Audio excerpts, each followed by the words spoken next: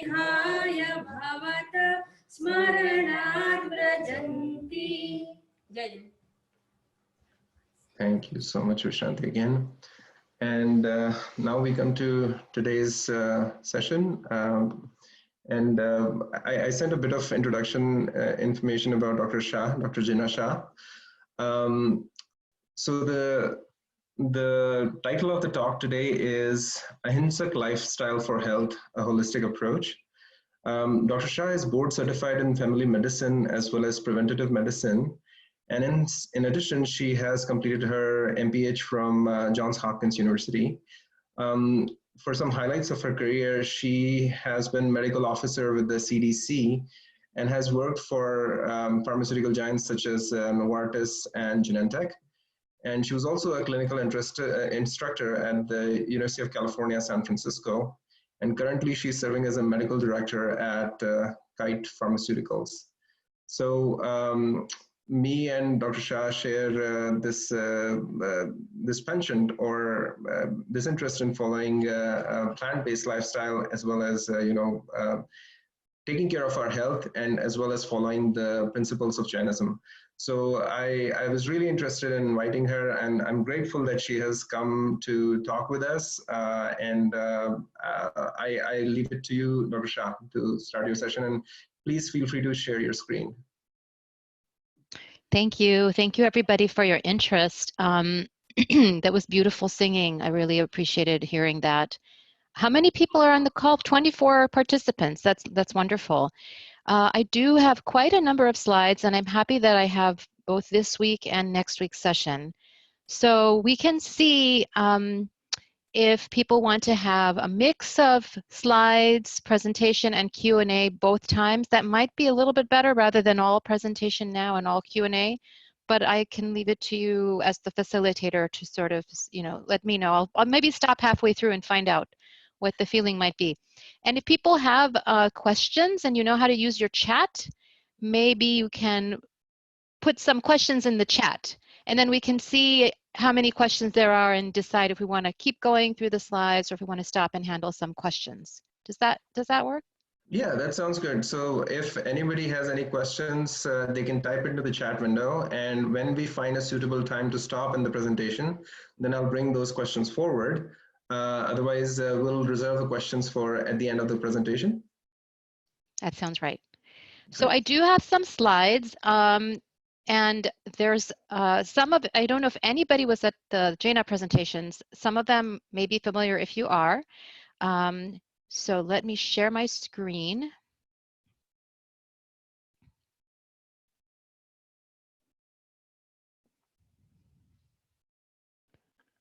And can you see that okay? Yes, Dr. Jina, perfectly fine. Okay. So I changed the title of my talk a little bit because it was going to be about lifestyles for health, and then there's this concept of One Health that I've been more and more exposed to as this COVID-19 outbreak is going on. So I've just, I'm giving you a preview of the presentation. So let's start.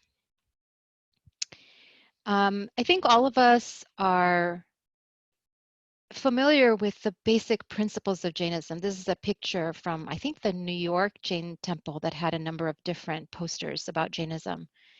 And we know that very important is ahimsa, respect for the life of all beings, anekantvad, respect for the views of others, and aparigraha, non-possessiveness, respect for the environment.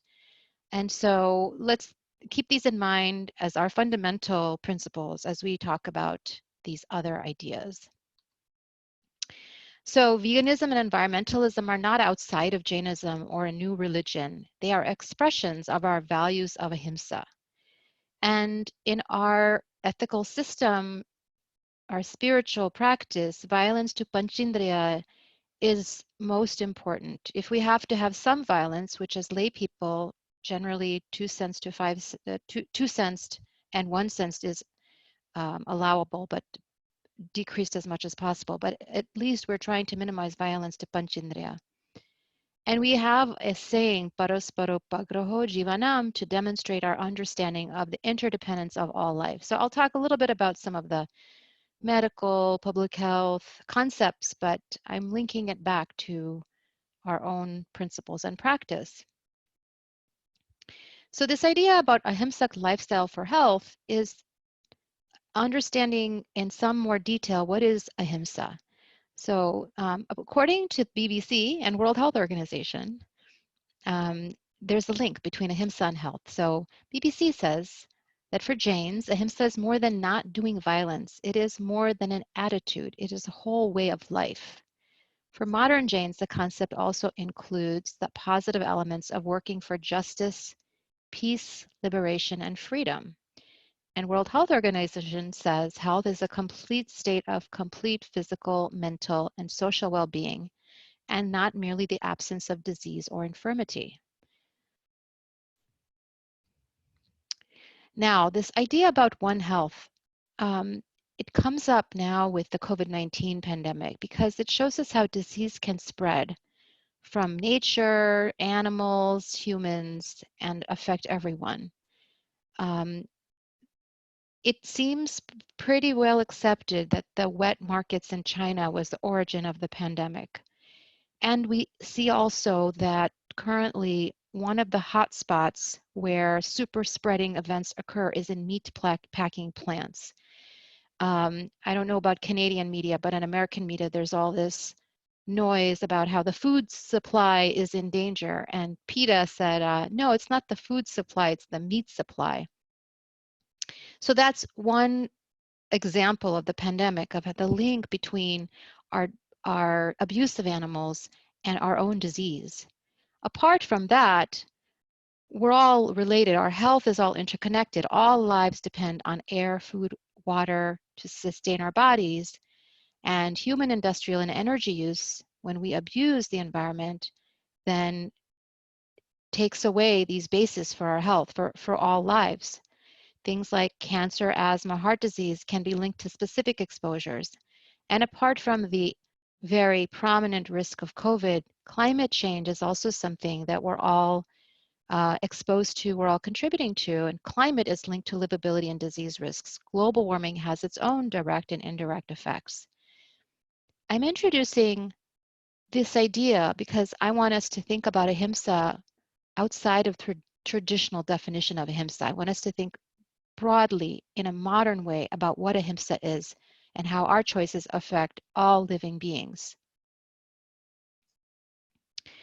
So COVID-19 and One Health, there's actually a concept of promoting One Health, but it's not well known, of humans, animals, and nature. And just as recently as, so today is May 9th, as recently as 2 days ago, May 7th, there was a call for One Health focus.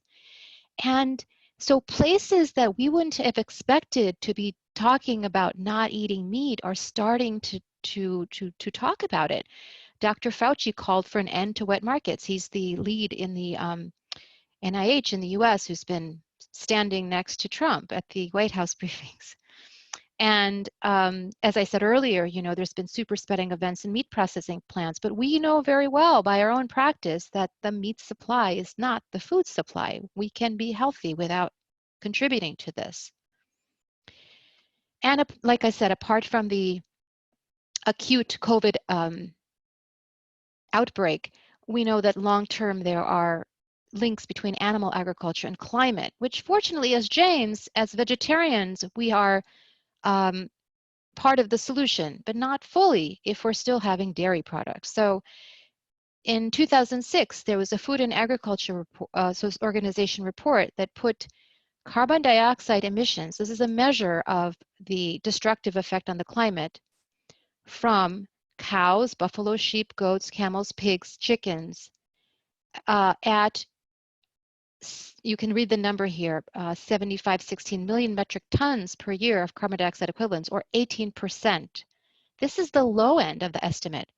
World Watch estimate claims the real CO2 equivalent impact is 51% of annual worldwide greenhouse gas emissions, because they're also adding animal respiration, methane, land use, etc. So there's some different ways of calculating it, but basically between 18 and 51% of the effects on climate change are from animal agriculture.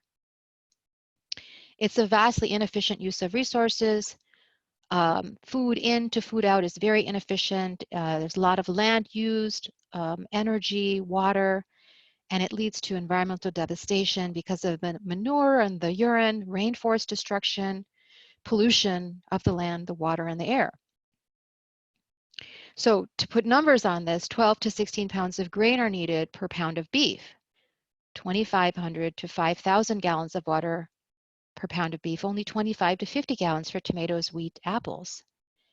3.25 acres of land needed per meat eater, a third of an acre for a vegetarian, less 1/6 of an acre for a vegan.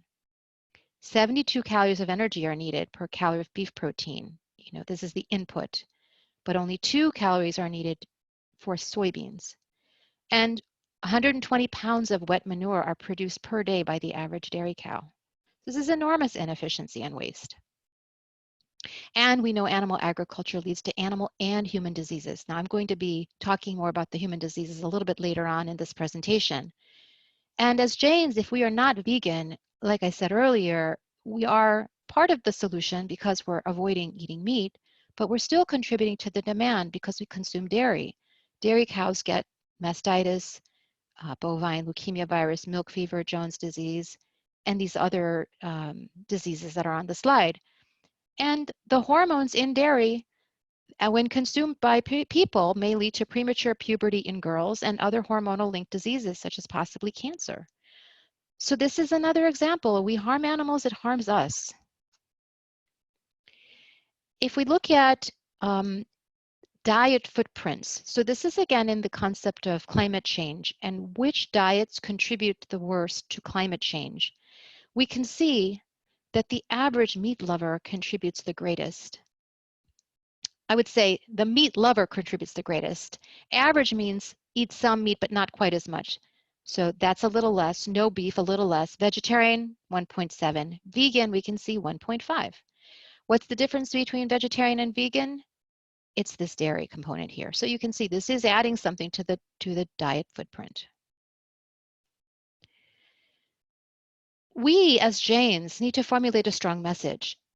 A lot of these groups that are starting to say there's something good about becoming vegetarian still are shy of saying anything very strong. So the Environmental Working Group says, if everyone in the US chose a vegetarian diet, it would be the equivalent of taking 46 million cars off the road or not driving 555 billion miles, a 4.5% reduction in overall emissions. But this is talking about one meatless meal per week. Can we advocate for more than one meatless meal per week? That's not very much. We Jains need to show the world that a plant-based diet is healthy and is critical to reduce global warming. Now, I haven't chosen to show you any graphic images, but in terms of ahimsa, dairy means suffering and what has been called rape for the female dairy cows. They are not giving milk voluntarily. Just like human mothers, dairy cows only give milk when they're pregnant, and their milk is for their cows. When we take that milk, we artificially inseminate these mother cows. That's considered rape. And these cows, these mother cows, are not living their natural lifespan. They have a normal lifespan of 20 years. When we exploit them for their milk, they then die at 5 years. It's a much shorter lifespan. And then there's all the suffering that I mentioned, all the diseases. And we saw earlier about the carbon footprint of various foods. Cheese has the third highest carbon footprint of all the foods. So we need to live our principles and talk with our friends about how bad an animal food-based diet is for all of us. Finding a language that transcends culture and religion. We can't talk to everyone about aparigraha and ahimsa, but we need to have our own faith in that and find a way to communicate which is true to ourselves, and we need to be open to learning. And I'm going to spend a lot of time talking about diet, but before I get there, I want to also just mention alternatives to animals in research, because animals are not only used for food, but they're also used for medical research. And For truly vegan products, if we're looking for things even apart from dairy, apart from, if we're looking for egg-free products, meat-free products, we need sweeping changes in research regulations, drug development, scientific models, and most importantly, our cultural views towards animals. By our, I mean the larger society. It's very hard to convince researchers not to experiment on animals when they're putting meat in their mouths 3 times a day. We who are Jain health professionals can help shape these efforts. And my past work confirms that companies aren't committed to harming animals. They just they do what they need to do by the health agencies to prove that their products work, and they're there to make money. They're also not prevention focused. Advocacy by groups such as Physicians Committee for Responsible Medicine, who are working to end the exploitation of animals in research, deserve our support. So I'm going to move now more towards what we traditionally think about as health. And I want to tell you about how we think about prevention. As a preventive medicine trained doctor, I think we in general society don't learn enough about what prevention really is. So at the society level, there's something called primordial prevention, which is having such a lifestyle that you don't even develop risk factors for a disease. For example, if we take heart disease, if you have such a lifestyle that you don't ever develop high blood pressure, high cholesterol, obesity, then you're not developing the risk factors, and those risk factors mean you're not going to develop the disease. So that's primordial prevention. At an individual level, if you avoid getting a disease, that's primary prevention. Then what we hear a lot about getting screening for colon cancer, they say, your colonoscopy or your blood test for women for breast cancer screening. When people say, make sure that you get your screening, that's secondary prevention. What that is finding disease early so that it's not so far advanced that you can't stop its spread or somehow improve the quality of life of the person. It's better than having the full-blown disease at a late stage, but it's not as good as preventing the disease before it even starts. And then there's something called tertiary prevention, which is treatment to prevent complications. Say somebody has diabetes. Untreated diabetes can lead to lots of complications in the eyes, heart disease, nerve damage, kidney damage. So if you treat diabetes when somebody has it so that their blood sugar doesn't result in all the damage to the other organs, that's called tertiary prevention. And then, of course, there's cure. And then there's reversal, which a lot of doctors don't talk about, that you can actually sometimes, with lifestyle, reverse disease that's already been established. So I want us to keep these concepts in mind. As it turns out, diet can be important in many, actually all of these levels. If you want to prevent disease, choose healthy plant-based natural foods. Our bodies absorb nutrients very well from these sources, which are healthy for our hearts, kidneys, and bones. Generally, foods that promote health also prevent, reverse, or cure diseases. So if it's good for primordial prevention, it's also good for primary prevention, also good for tertiary prevention, and even reversal. Now, animal foods are higher, and by animal foods, I want us to remember that includes dairy in hormones, environmental toxins, harmful bacteria, cholesterol, saturated fat, and can contain antibiotics and other drugs. So animals that are raised for food are given antibiotics, they're given hormones. This finds its way into our bodies. If you choose organic milk, they actually cannot give those cows antibiotics, but that means the cows can have infection. And there's a certain amount of pus that's allowed in your milk. So it's choose your poison. Neither one is good. Vegan foods are at all levels of prevention and disease reversal. So let's think about our own community and our own relatives and friends. Everyone, I'm guessing, knows someone with diabetes. In my own family, my grandmother had kidney complications of diabetes.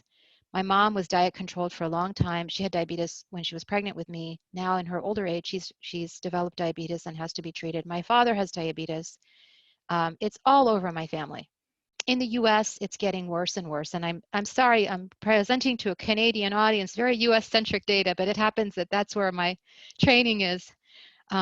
So I think it's very similar. So I indulge me as I present the US data here. But you know, we can see that the darker colors here show the states in the US, and we can see between 1994 to 2000 to 2008 that the diabetes prevalence, which is the number of people or the percentage of the population who has diabetes, is getting greater and greater and greater. In the color, we can see it's spreading throughout the country. And the latest 2020 report that shows the data from 2018 gives us the scope of the problem. More than 34 million people have diabetes. About 27 million diagnosed and about 7 million undiagnosed. And then there's the people with prediabetes. 88 million adults have prediabetes. And then our older population, 65 years and older, 24.2 million or older have prediabetes. This isn't even talking about more and more kids are getting type 2 diabetes because of the diet and the lifestyle.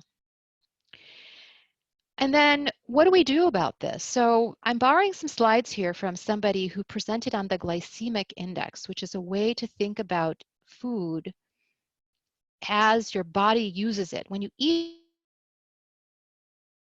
food, certain foods raise your blood sugar high and keep it high just for a while, and then you crash. Certain foods slowly raise your blood sugar and give you enough energy that you don't experience a crash and you don't fuel your diabetic blood sugar highs and lows. So factors, and this is an important thing for diabetics. Sometimes diabetics are told, don't eat sugar, don't eat white flour. But what's more important is eat foods that are lower in glycemic index. And so there are factors that influence that, which include cooking, type of starch, fiber, sugar content, yes, fat content, protein content, and all of these factors. So my purpose in presenting this is not to go into too much detail into this, but to give you an idea of how many different things go into your blood sugar. And that you can have a whole foods plant-based diet that's low in glycemic index. There are documented benefits to lowering the glycemic index of one's diet. So lowering blood glucose levels, lowering cholesterol, lowering weight, lowering type 2 diabetes risk, all of these are risk factors for what we care about, which is heart disease risk. So diabetes is related to heart disease. It has its own complications, and it also relates to heart disease, which is another disease that we know Indian people are at higher risk of. It's genetics, it's lifestyle, it's migration. What we see is in India, there's a lower prevalence in rural areas where they're eating mostly traditional foods. More heart disease going to the cities, more heart disease as people go to the UK, more heart disease as they come to the US, and I suppose Canada also. So it's genes and environment together. And so one of the things we can do is to increase our consumption of foods that are lower in glycemic index, higher fiber, and for example, in breakfast, add berries, nuts, and things like that. These are include 5 to 9 servings of fruits and vegetables every day. And there is no alternative, just do it. So more about the risk of heart disease risk in Indians. So this is a little bit of a couple of slides that have a lot of words on them. And I just wanted to show you some of the detailed work that has been done. So Indian vegetarianism is described by this cardiologist from Kerala named Dr. Enas as contaminated vegetarianism. He says most Asian Indians are lacto-ovo-vegetarians, unlike Western vegetarians. About 50% of Asian Indians are vegetarian. Now, I think it's less now. When he wrote it, it was probably higher. In any case, their lipoprotein levels, rates of diabetes and heart disease are no different from that of non-vegetarians. Now, studies in Western vegetarians show improvements in diabetes, but somehow in Indians, we're still seeing the problem. Why? So he's saying we consume excessive amounts of saturated and trans fatty acids. It's something about the food preparation and the fat. In a Canadian study, yay, there's something about Canada here. Asian Indians consumed more fried foods and high-fat dairy products, such as full-fat milk, than white Canadians. So this is key. The dairy is a problem in our risk of heart disease. And I don't want to also downplay fried foods. That's also an issue. We do have to be careful about what vegetarian and even vegan foods we're eating. So although the intake of fat is 20 to 25% energy in most Asian countries, many affluent Asian Indians consume more than 50% of their calories from fat. So we have to think about how to have a healthy vegetarian and healthy vegan diet. Indian vegetarians consume liberal amounts of bakery products, butter, ghee, cheese, ice cream, curd, and other dairy products to overcompensate for not using meat. Now I have to, sort of pose the question, how many of us grew up learning that because we didn't eat meat, we had to have dairy to give us enough protein? And is that what's leading to these patterns? So contrary to popular belief, dairy products are the major source of saturated fatty acid, even in the Western diet. It's worth highlighting that saturated fatty intake from high-fat dairy products increases the bad cholesterol, LDL, levels 3 times as much as it raises the HDL, the good cholesterol level. Now, he's also saying there's some other issues here. Prolonged cooking of vegetables, as is practiced in India, virtually destroyed every nutrient before it's consumed. Now, it's possible in the old days it was necessary to cook so that there wouldn't be any foodborne illness when there wasn't enough refrigeration. We didn't want to have people, getting bacterial contamination. But these days, there's a trade-off. We're losing some nutrients. And a major problem overlooked in the Indian diet is the high glycemic load. So this is what I was talking about earlier, foods that raise that sugar and keep them up. This results in high triglyceride levels and low HDL levels. These are all risk factors for heart disease. There appears to be a threshold for carbohydrate consumption with an intake greater than 280 grams per day, resulting in atherogenic dyslipidemia. What does this mean? It means bad cholesterol that contributes to plaque that causes heart attacks and strokes. So we have to watch what we're eating, the quality of what we're eating. Now, a vegan diet can reverse heart disease. This is a case study by Dr. Caldwell Esselstyn. He's a cardiothoracic surgeon who now advocates for a whole foods, plant-based diet. I'll explain that in a minute, but I'll just describe this here. So he had a number of patients who had heart disease, and he did studies showing that patients with a clogged, there was one patient with a clogged artery, which is shown here in 1987. You can see here it's clogged, so the blood flow isn't smooth. There's a constriction here. After following the vegan diet for 5 years, this has opened up. And so this is showing that a vegan diet can reverse heart disease. Now, not any old vegan diet. I'm not going to overstate claims. Sometimes people will say things like, you can eat anything you want and you'll be healthy. That's not true. Not Coca-Cola and potato chips and save made with palm oil and fried pakora. That's vegan. It's all vegan, but it's not healthy. Whole foods, plant-based, which means foods as much in their natural state as possible, as little oil, salt, sugar as possible, so that you're actually feeding your body what it needs to be healthy. And I want to credit a Boston Dr. Ranjit Delaria. He had actually made this slide as part of a different slide set, and I thought it was very helpful for showing this. This is also from him. So there's a study called the EPIC Oxford study, which is one of the largest studies of vegetarians in the world, including, more than 31,000 non-meat eaters, and including fish eaters, meat eaters, lacto-ovo-vegetarians, and vegans. So fish eaters, vegetarians, and especially vegans had lower body mass index. That means less weight to height, which is the measure that body mass index takes into account. And this is also good for disease prevention. Non-meat eaters, especially vegans, have a lower prevalence of hypertension, that's high blood pressure, and lower systolic and diastolic blood pressures, that's the high and the low numbers, than meat eaters. So this is some direct proof of the effective diet. And Kaiser, which is a health system, excuse me, prominent here in California, it's both a health system and an insurer, they've actually come out with recommendations for a vegan diet in 2013. Research showed that plant-based diets are cost-effective, low-risk interventions that lower body mass index, weight, blood pressure, hemoglobin A1C, which is a measure of the blood sugar across 3 months, and cholesterol. They may also reduce the number of medications needed to treat chronic diseases and lower heart disease mortality rates, meaning deaths from heart disease. And Kaiser goes so far as to say physicians should consider recommending a plant-based diet to all of their patients, especially those with high blood pressure, diabetes, cardiovascular disease, or obesity.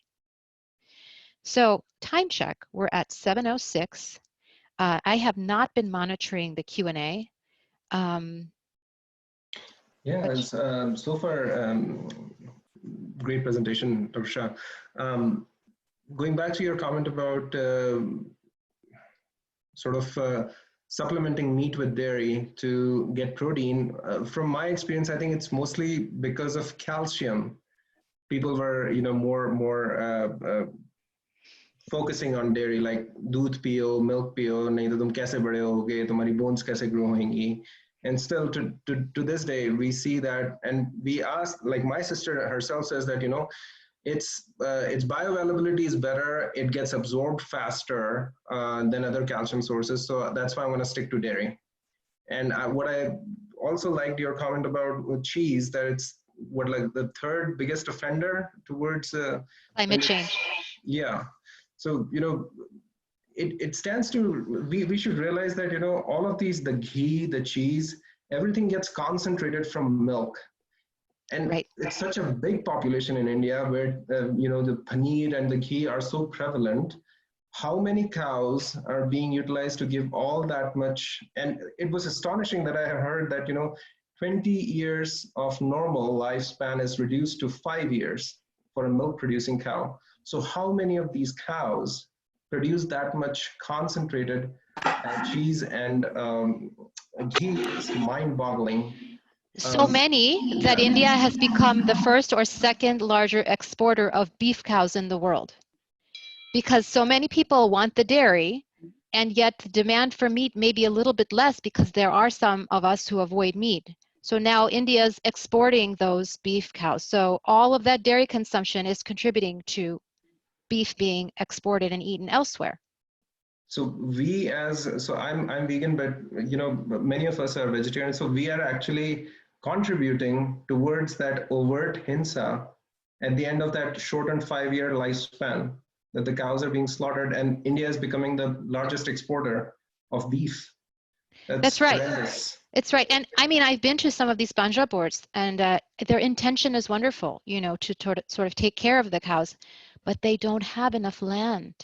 It's like you said, Goshala or Panjapol, yeah, either whatever, you know, different places are called.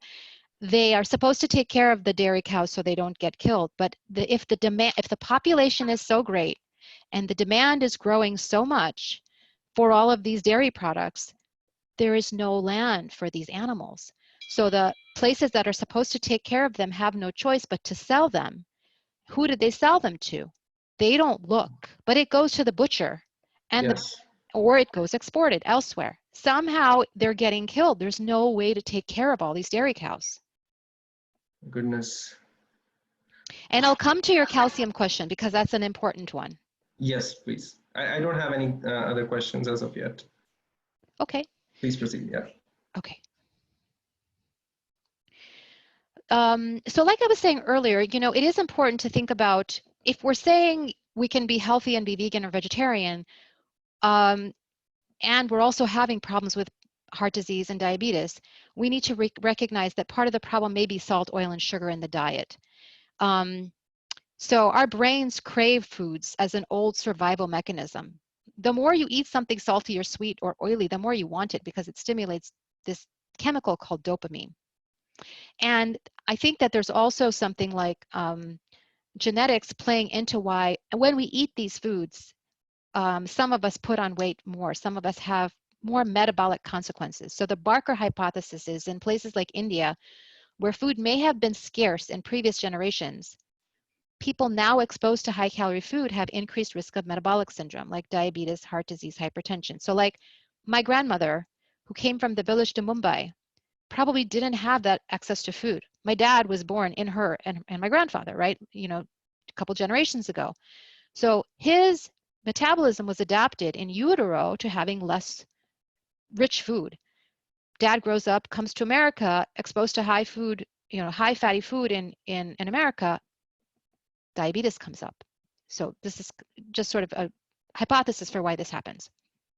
And then we live in this society where whoever's selling us food, they feed our addiction to sell their products. They make trans fats. They put obscene amounts of salt and sugar in our food. Indian snacks often have palm oil, which is one of the few vegan sources of saturated fat. Coconut oil and coconut milk is another source. Why do they put so much palm oil in? It's cheap and it's shelf stable. Palm oil has its own other Ahimsa consequences, that they actually clear forests and hurt orangutans. So it's actually hurting animals directly. So palm oil is a double whammy, bad for health and bad for orangutans. So I try to avoid it, but it's so present. If you go to the Indian store and you read, if you start reading ingredients, you'll see it in so many products. It's really a big problem. But once we start decreasing the use of fat and salt and sugar, then we start to really enjoy the taste of food without it. It takes some time, and your taste buds adapt. Another part of the story is dairy, like we were seeing in the earlier slides about heart disease from Dr. Enas. So cheese is 75% saturated fat and lots of salt. Dairy is linked to diabetes, dairy is linked to prostate, breast, and ovarian cancer. And some of the harms linked to dairy and eggs, saturated fat and cholesterol linked with diabetes, heart disease, stroke, Alzheimer's, milk protein, as I just mentioned, linked to breast, prostate, and ovarian cancer. Lactose is linked to eczema, acne, diarrhea, and constipation. And the sugar in milk, galactose, is linked to increased mortality in men, meaning earlier risk of dying, and increased heart disease, risk of dying from cancer, and fractures in women. So note, a milk sugar is linked to fractures, despite everyone saying you need to drink milk to get enough calcium to have strong bones. Here's the thing about protein and calcium that I want to review, and then we'll come back and have a exchange. How many times do you get asked where you get your protein as a vegetarian? We get asked that as vegans too. Both protein and calcium are in plants. Good sources of calcium include green leafy vegetables like collard greens, kale, mustard greens, broccoli, and okra. Not spinach and mustard greens. Oh, sorry, I put mustard greens twice here. I mean, not spinach and chard. Some leafy greens like spinach and chard have oxalate, which interferes with the absorption. But contrary to what your sister said, the bioavailability of calcium in greens is actually higher than milk. They've done studies looking at kale, broccoli, and it's actually quite bioavailable. It's just that we don't have the habit of eating them as much as we should. This is something that we can introduce into our diets. In India, so I didn't grow up in India, but I've traveled there often. And the last time that I was there in 2015, I was in Ahmedabad for a year. And I had the opportunity to learn about some of the local sources from a colleague who worked in nutrition. And you know, reading all this stuff about vegan diet in America, there's so much emphasis on the leafy greens that are available in America. I don't know where kale is in India, collard greens. I mean, we saw methi, which is actually a good source. And I learned that the leaves on the cauliflower that people often get rid of, that's actually also a good source of calcium. And I suspect if I had done some more research, I mean, okra is obviously available in India, so that's a good source. But I may have been able to see what other local greens are also good sources. So mustard greens, I think, are available in northern India. Broccoli, I saw rarely, like very expensive in Mumbai. But okra everywhere. And I think what's used in batra is not so high in calcium. So any dark green, almost any dark green leafy vegetable is good for iron, which is another nutrient that sometimes people question vegetarians on. Some of them are better for calcium than others. The ones that are less high in calcium often are high in magnesium, which is another mineral that's important for us. So it's not a waste, it's just we want to learn which greens are available that are high in calcium. Now, too much of either protein or calcium is also a problem. Calcium, if you have too much in your diet, may deposit in arteries, or you can get kidney stones. So that's an issue. And animal protein, whether in milk or meat, is actually linked to calcium loss.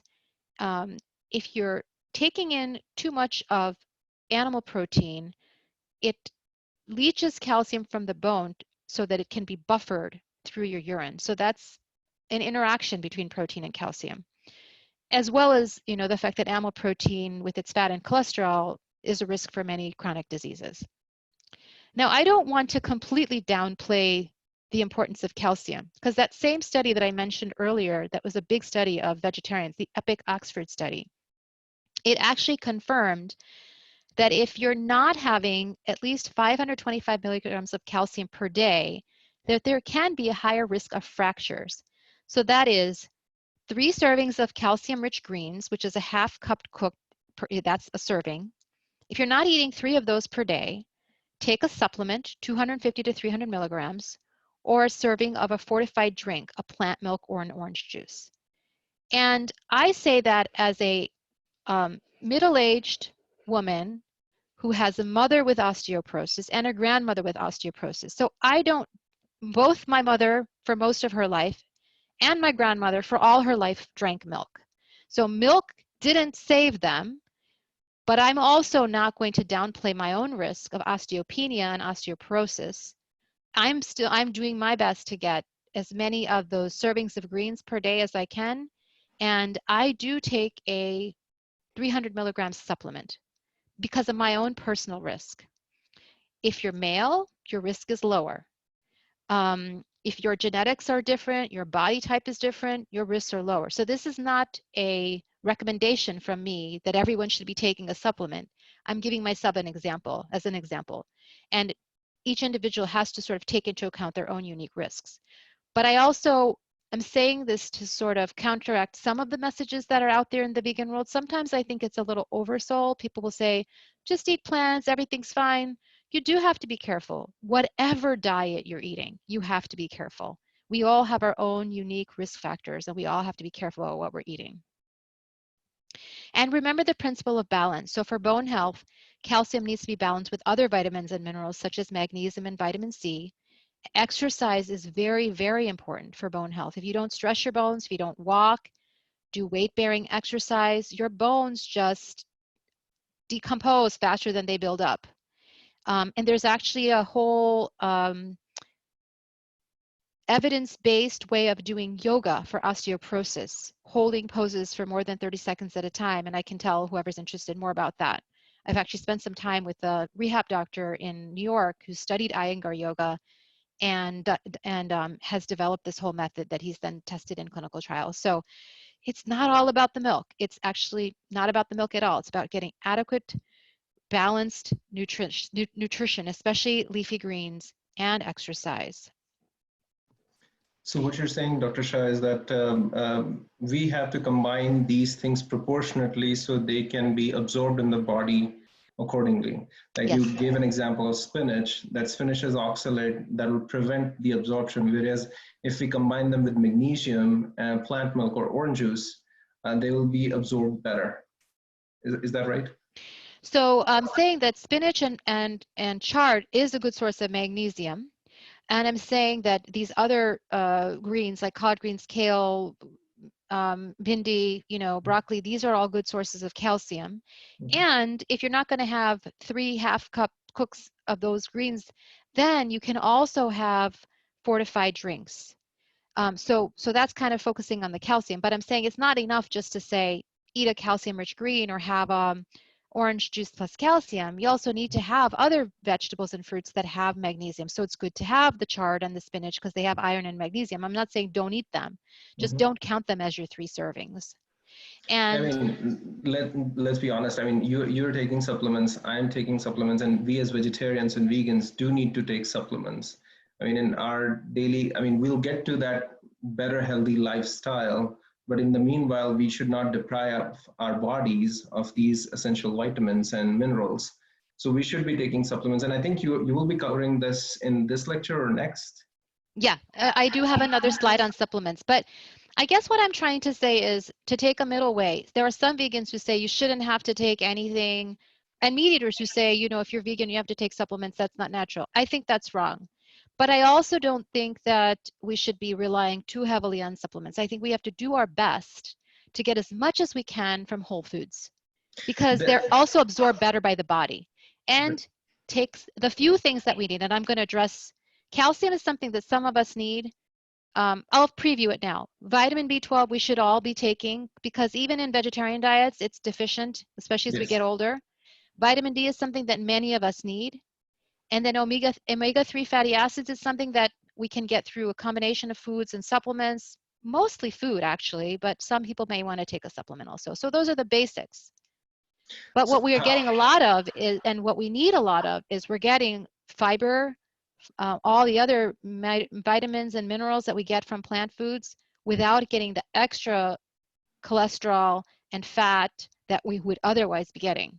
So we're getting more from a plant-based diet than we're deficient in. So we shouldn't have too much of a deficiency mentality. Gotcha. And how do you counterpose that thing? Like I just got a question in the chat that, compared to dairy, we would be consuming more of these plant-based foods, whole foods. But what about the pesticides and other chemicals that are, sprayed on these things? And even if you go organic, it's not like that pesticides are completely eliminated in organic. There's still some level of pesticide. But how would you counterpose these two risks? So I think that there's actually a very good video on nutritionfacts.org about using a salt water rinse. I think it's like 1 part salt to 9 parts water, and washing your vegetables, even if they are organic, to make sure that no trace amounts of pesticides remain. So that's a step we can all take no matter what kind of fruits and vegetables we take. That's excellent, yeah. So that's one thing is minimize your risk, get organic when you can, wash it with water and salt when you can. Eating fruits and vegetables, even conventionally grown, is on balance still beneficial compared to not eating fruits and vegetables. This is something that's been shown. Joel Fuhrman, who's he calls himself a nutritarian. He's not even strictly vegan. He kind of promotes this idea, like eat your fruits and vegetables, even if there is a long-term risk with pesticides. Your higher risk is with not having enough of the nutrients and eating other foods that are worse for you, that'll contribute more immediately to heart disease than cancer. So the environmental toxin is a lesser, longer term risk, but still one that we should try to mitigate. And there is a there are verified studies that link animal protein to cancer or dairy proteins to cancer. Are there like clinical studies? So there's various types of evidence. The China study by T. Cole and Campbell looked at animal protein, casein, which is the milk protein, and growth of tissues, which is like cancer. That's one kind of evidence. And then there's other kinds of evidence showing that when you have people with basically reversal studies, when you have people with particular kinds of diseases and then you have them switch to a whole foods plant-based diet, then those diseases reverse. That's your other kind of evidence. So heart disease, diabetes, weight have all been shown by multiple studies as benefiting from a whole foods plant-based diet. Cancer, a little bit less of a direct link, but some studies do point to breast cancer, prostate cancer as related, and there's a very conclusive link between colon cancer and especially smoked meats. So we know that meat and colon cancer is a very well-established connection. Yeah, South America is all rife with it, for sure. And then last question for this interlude is like my sister again, and she comes back into the picture. She is having like, osteoarthritic issues for a long, long time, and she has some autoimmune issues as well. So I tell her that, try to give up dairy for a week. And then she tells me, oh, why would I worry about dairy? I'm just drinking it in like a half a cup of tea in the morning. It shouldn't be impacting me that much. And I'm saying to her that, it's an all or none approach. When you have that animal protein in you, it's doing all sorts of things. So what do you say to people who are saying that, they have limited intake, but I think it's a measure to just sort of get away from that question, because then they will find paneer in their sabji or find cheese in their pizza. And, it's all little and it doesn't matter and such. So how do you respond to that? For an immune reaction, like some people can have in arthritis, a little bit can cause an immune reaction. So it's worth her trying. try a couple weeks without it and see how she feels. There's nothing like your own trial and error with your own body to show you what the effects will be. Yeah. From a strictly health perspective, just try for a few weeks and see what happens. And if you feel better, great. From a Ahimsa perspective, the less the better, right? The less Yes. harm you cause, the less the better. Yes. From a sort of habit perspective, for some people, if you keep on eating it, you keep on craving it. So it's better to completely eliminate it. For other That's people, true. the idea of going completely off of something is too painful and they won't even start. So for them, reducing is better. So it depends on how we're looking at this. Okay. Okay. Thank you. Please proceed. Okay. So people also then worry about soy. They say, well, if we stop having dairy, does that mean we have soy in everything? You know, and they've heard all kinds of negative misinformation and disinformation about soy. And so what I would say to that is that studies show that isolated soy protein may increase insulin-like growth factor. So does dairy. This is not a whole product. Whole soy products are not associated with insulin-like growth factor. Insulin-like growth factor is associated with cancer. So have whole soy products, soy milk, tofu, tofu paneer. Like I use tofu in every place that otherwise I would put paneer. Those with thyroid disease should make sure to get enough iodine because that's something that soy can compete with in your body. And balance soy with other plant protein intake. And I also don't think that we should go overboard on the soy. We don't have an American or Canadian type diet where we have to replace a meat with a soy analog 1-to-1. We have so many options not requiring soy analogs. We have mung, jana, you know, million kinds of dal, you know, so we can have variety in our diet. So you're saying, Dr. Shah, those the energy bars that have this soy isolate and they're dense in that soy isolate, that's the kind of iffy stuff. But if you go towards like soy milk, that's not so much a risk of thing. Let's maybe say even if I drink 16 ounces or 12 ounces glasses of soy milk in a day, I mean, this has been posted back to me because I also went to plant-based diet and people were saying that, you know, soy will lead to gynecomastia and things like that and all that stuff. So I said, no, look at China. China is eating soy day in and day out, and yet it's the biggest population in the world. So yeah, I mean, what to avoid in terms of soy? It's just what you said. I wouldn't stuff myself with those protein bars. Once in a while is okay, but I would not make that a staple of my diet. I would have soy milk as you know, once a day or twice a day is okay. Soy milk, tofu, tempeh, which is a fermented product that we Indians don't eat very much of, but Indonesians eat a lot of. And I happen to be married to someone who's from Holland, and Holland, you know, they used to colonize Indonesia, so they actually use the Indonesian food. So I have gotten used to tempeh as well. So these are the kinds of whole soy products. Edamame, these kinds of products are whole soy products. Those have actually been found to be protective against cancer. And as it's been said, you know, populations in China and Japan have been eating whole soy products for so long, and you don't see men with, you know, breasts, and you don't see harms related to that. In fact, women have less hot flashes when they're eating soy. Yes. And there's less issues with menopause with soy consumption. So there's actually benefits. It's just this artificial insulin-like growth factor, you know, that you want to avoid fueling with the isolated soy protein in too great quantities. That doesn't mean every now and then I won't have a bar that has isolated soy protein. A little bit once in a while is not going to create it, but it's not something I want to be eating regularly or much of. For sure. Yeah. So some finer points of being healthy and vegan.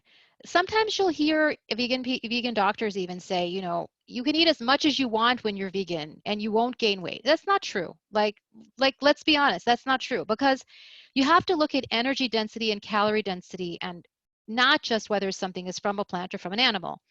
This is a paper that I pasted the figure from. What it's showing you is that you have increasing energy density in animal foods, meat, eggs, dairy, poultry, fish, and shellfish, increasing energy density in some plant foods like nuts and seeds are high in fat. Starchy vegetables have more carbohydrates. This doesn't mean they're unhealthy, but fruits, cereals, and pulses, these are increasing energy density, meaning you'll get more full if you eat these products compared to the lowest energy density here, which are the leafy greens.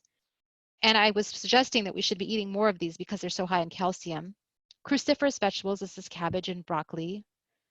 Stems like celery, bulbs, so this is different parts of the plant, and mushrooms, which doesn't tend to be a big part of the Indian and Jain diet, but this is something that, you know, is considered to be lower in energy density. So if you're trying to lose weight, eat more of this and less of this. If you're a growing kid, eat a lot of this.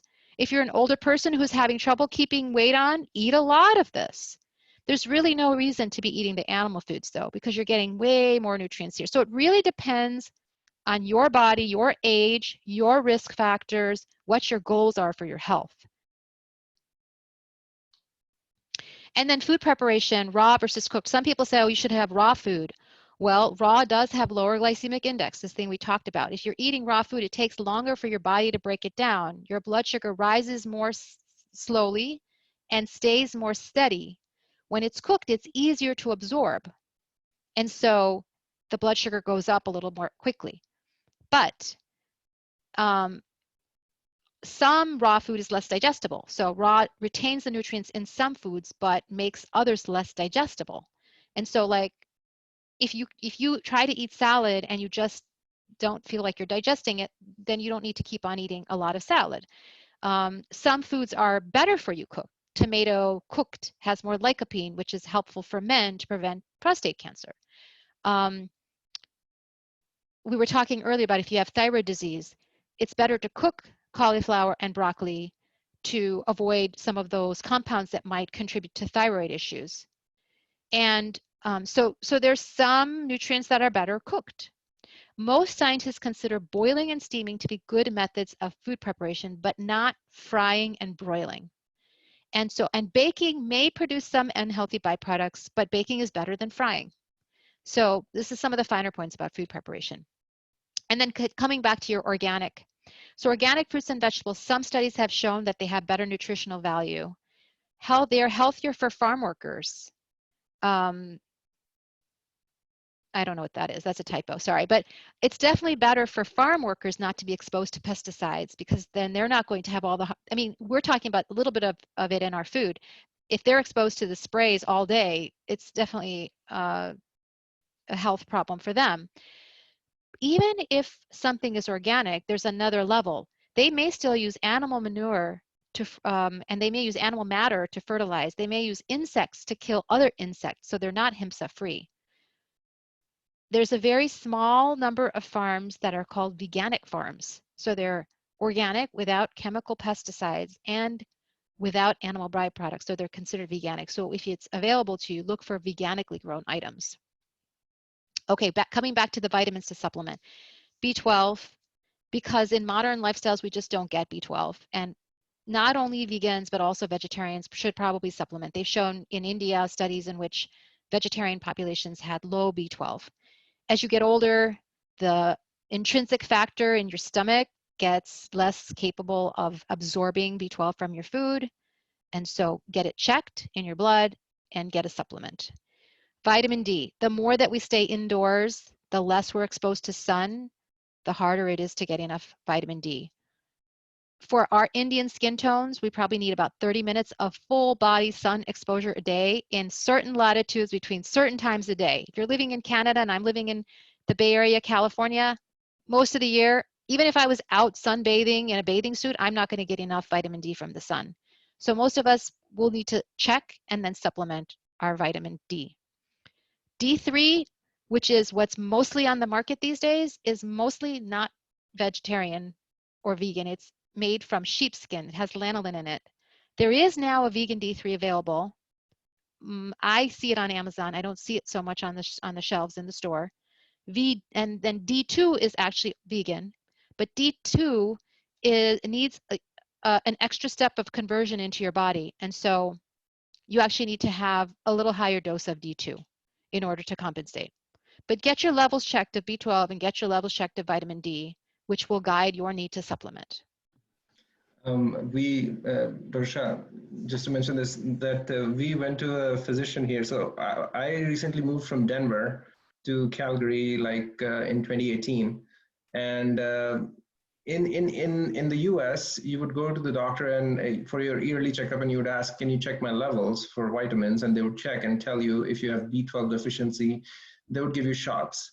Here, when we went to a physician, and because it's a socialized medicine here, they said there's no point running B12 because everybody is deficient. All of the Indian community and all of the vegetarians are deficient in that.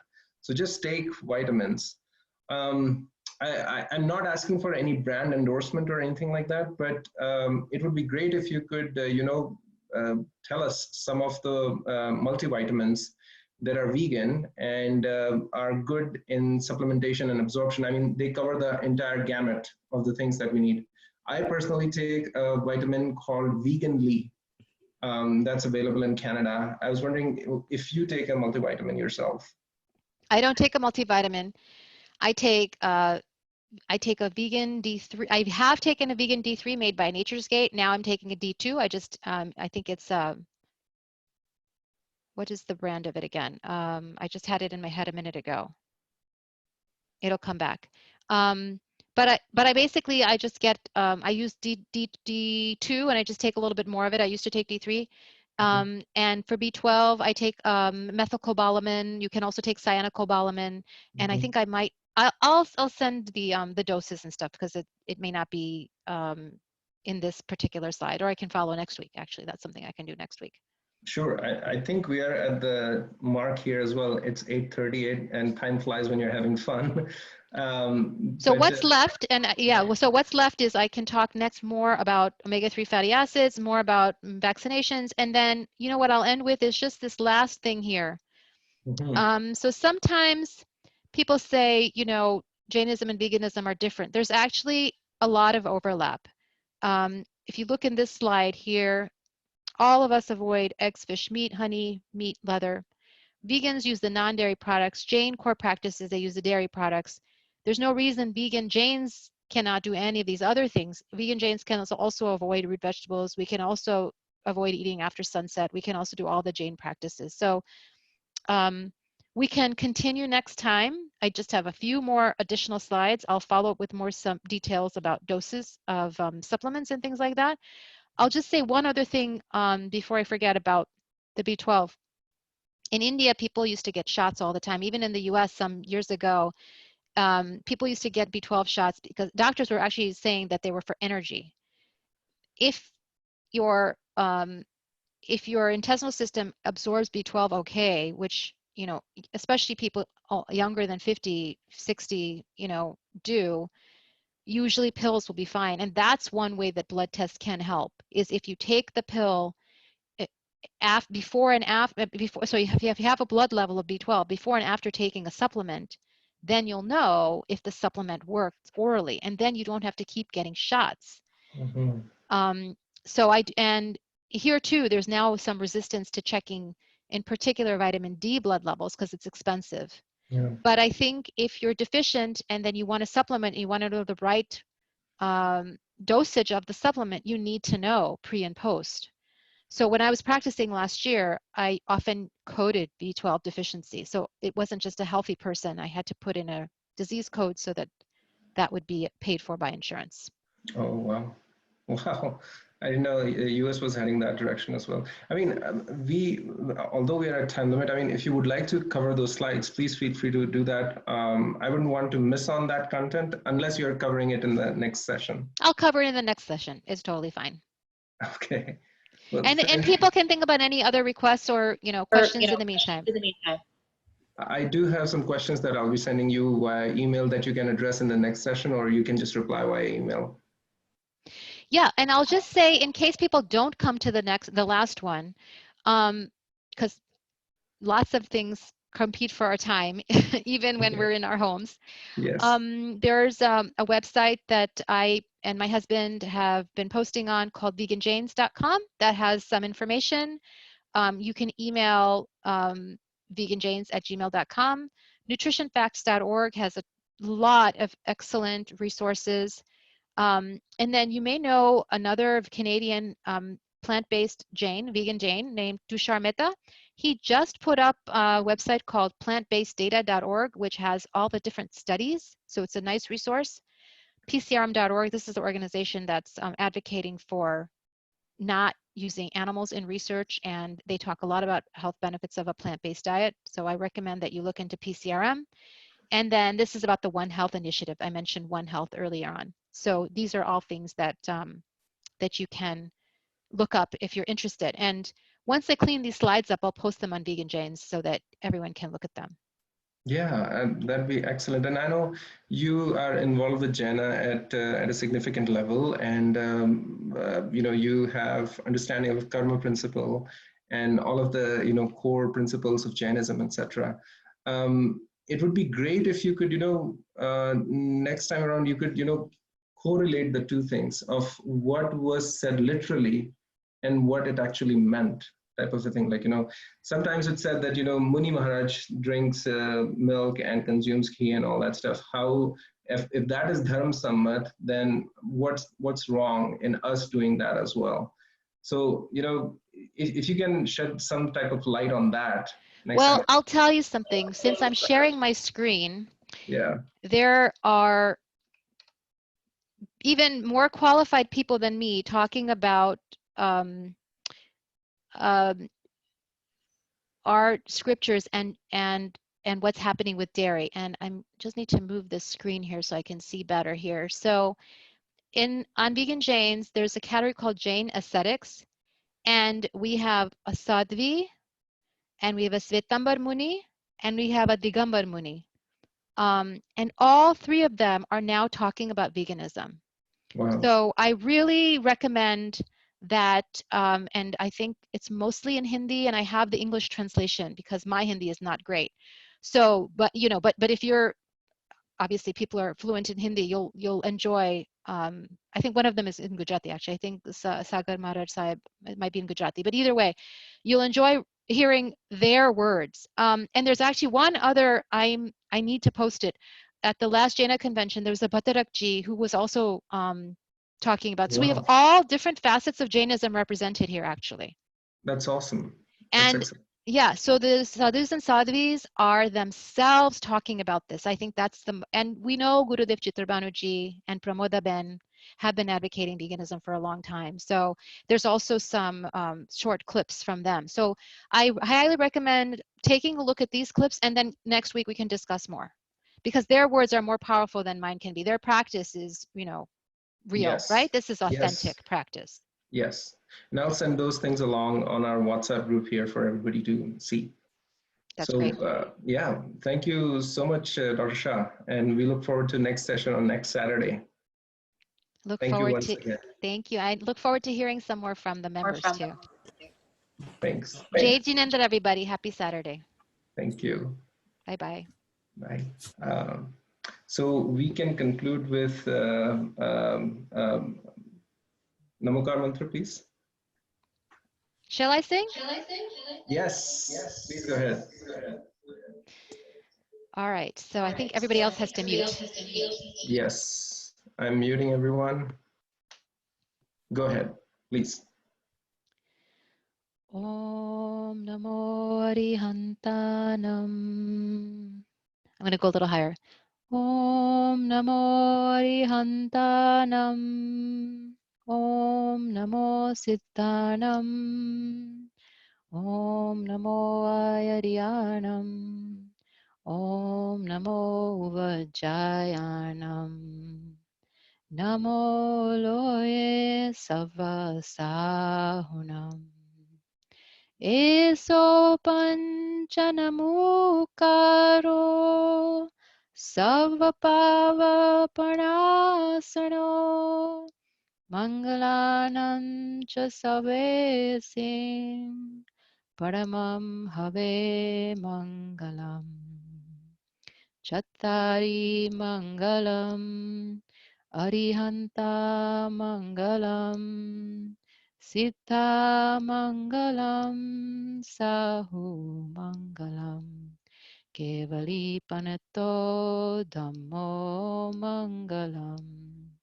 Chattari Loguttama, Arihanta Loguttama, Siddha Loguttama, Sahu Loguttama, Kevali Panatto Dhammo Loguttama, Chattari Sharanam Bhavachami, Arihanta Sharanam Bhavachami, Sita Sharanam Bhavachami, Sahu Sharanam Bhavachami. Kevali Paretto Dhammo Sharanam Bhavachami. Beautiful. Thank you so much, Dr. Shah. And many people are conveying their thanks. Go ahead, Sachin. No, Rahul, thank you very much, Dr. Jina sir, to educate, and it's a wonderful presentation for today. And definitely there are more questions in people's mind that we cover in the next session. And thank you, Rahul. You facilitated from entire session. And I remember back in the days in 2007 when me and Vishranti attend the Praveen Bhai from Jaina, he visit to Edmonton, and they give us a session on vegan diet. So no, it's a wonderful session. And yes, that Rahul, you covered the second part that we're gonna touch in the next session. How that second part correlate to our in Jainism, that we talk more on the second part.